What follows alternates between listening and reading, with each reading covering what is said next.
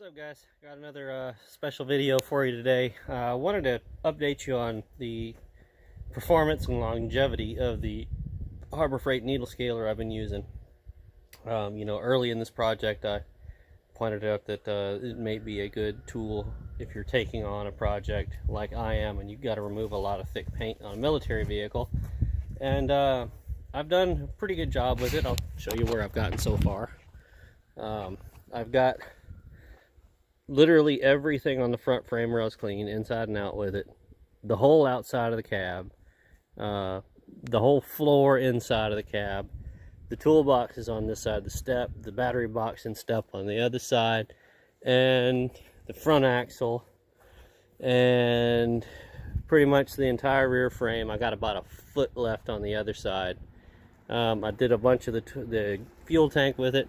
I've still got to do, I did the thing here, except that I'm going to actually take this out and blast it in the blaster. I still got to do both the rear axles. I did the whole dashboard, the fuel pedal, the glove box door, all three of the floor sections. Yeah, so it's done a lot. Inside and out of the bumperettes, around the hitch, I mean, both of the light brackets, and you'll see that right there is all I've got left to do. I did some of the spring pack on the other side. I still need to do this one.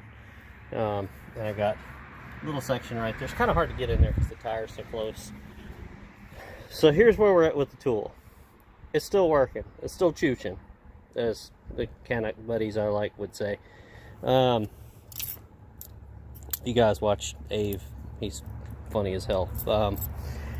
It's lost about half of the needles, and they fall out one at a time. Every once in a while, the fat part on the top end will break off and the needle will just fall out.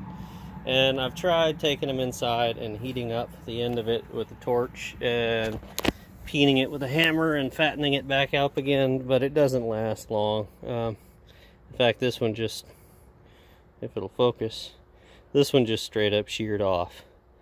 It usually pulls the top mushroomed out part off.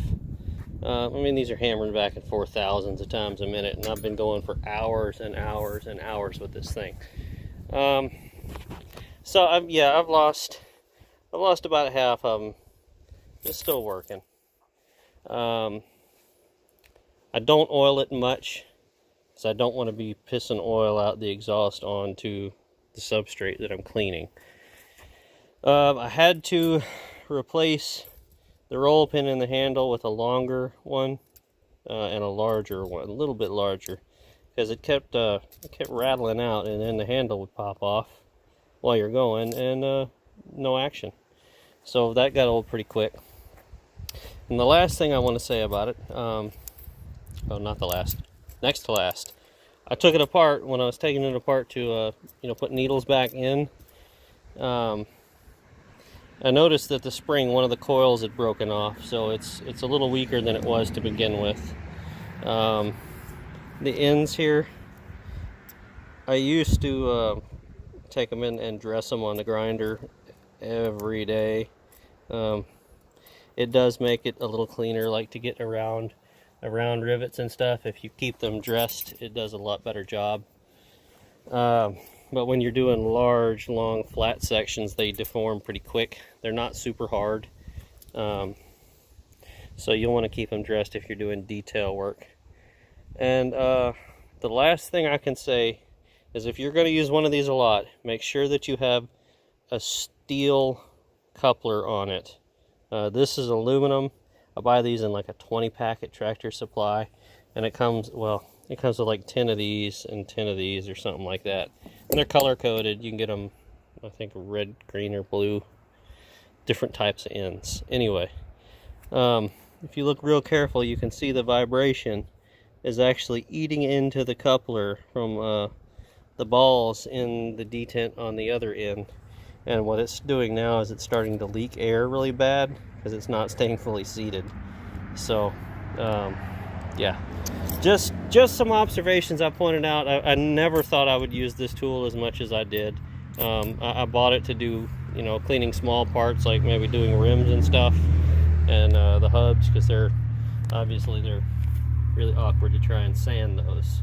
So you know what, 30 bucks I think it was. It's well worth the money. It's done a whole lot, and I'm probably gonna go get another one either today or tomorrow. Probably tomorrow. I'm kind of tired. So well worth the money. You know, if you do buy one, I would suggest you get the extended warranty, and 2-year warranty or whatever it is for the extra 10 bucks or whatever they ask, because if you're going to use it a lot, you're going to break it. So, and you're probably going to break a few of them. That's just something, looking back, I wish I'd done, but I didn't think I was going to use it much. So hope this was informative to you, helpful to you. Go get yourself a needle gun. It's an invaluable tool to have. I wish I'd bought one years ago. Thanks for watching, guys. Like and subscribe, and I'll see you on the next one.